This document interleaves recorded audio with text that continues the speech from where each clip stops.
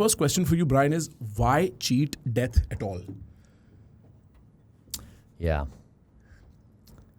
So I think it's interesting that, like, if you look back through history, some of the greatest minds have tried to figure out the riddle of existence.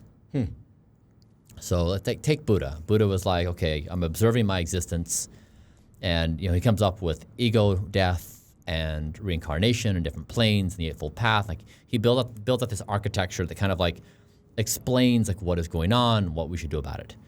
And then Confucius is like, hey, I'm going to explain these patterns of familial relationships, of like how we build our society in China. And Muhammad said, we should submit to God. And Jesus said, I am the Son of God. And Adam Smith said, there's the invisible hand guiding us, and we have these markets and industry. And Karl Marx said, we have class warfare, and America said, we the people. And so throughout history, various individuals and groups have constructed ideas that try to explain existence. Right. Like, what do we do? Like, we find ourselves conscious. Like, none of us know like why we're here or like what's going on, but we create these meaning-making games. And so I wondered if in 2024, if you try to crack the meaning of existence, what is it? And this is like, you even go to philosophy, like you go to like French philosophy, where Claude, or Is it Descartes? not Descartes, absurdism. Why am I forgetting his name? Oh, Camus. Camus, yeah, go to Camus, right? Yeah. Camus, like this unbelievably capable mind, he goes to the edge of existence, and he comes up with this really clever framework of like the only question that matters is whether one should commit suicide.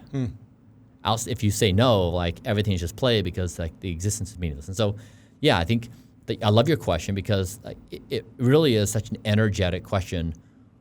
How do you solve the riddle of existence right now? And so the way to do that is by answering, how do we solve death? That's your hypothesis. That's your answer to that. Yeah, I mean, my answer is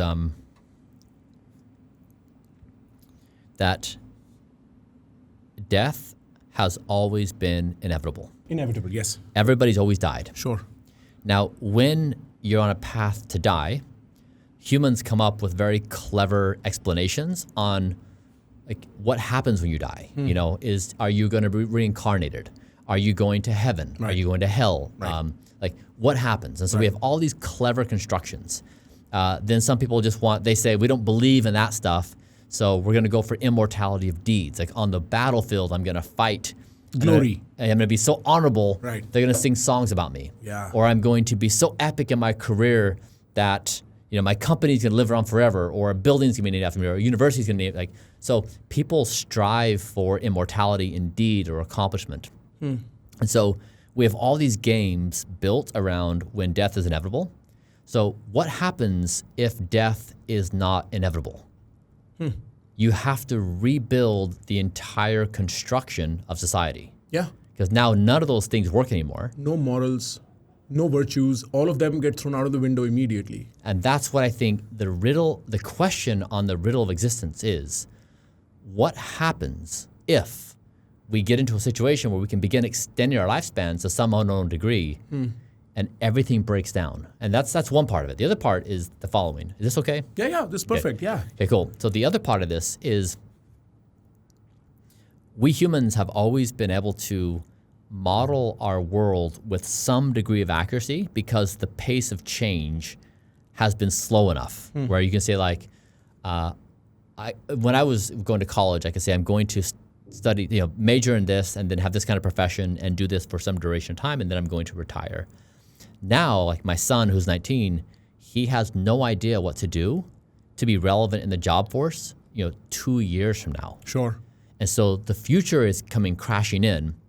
And as AI emerges, it's increasingly harder to predict tomorrow and the next day. And so we're basically blind to the future. And we have a situation where the intelligence driving that is improving at a rate that is unfathomable to our own minds. So you have this double whammy where we may not die and we can no longer see anything. And so you basically double clip all of humanity. You take away all of our meaning-making games around death. You take away all of our meaning-making games around knowing and being the authority on knowing, because we no longer know. That clips humanity of our reason why we exist.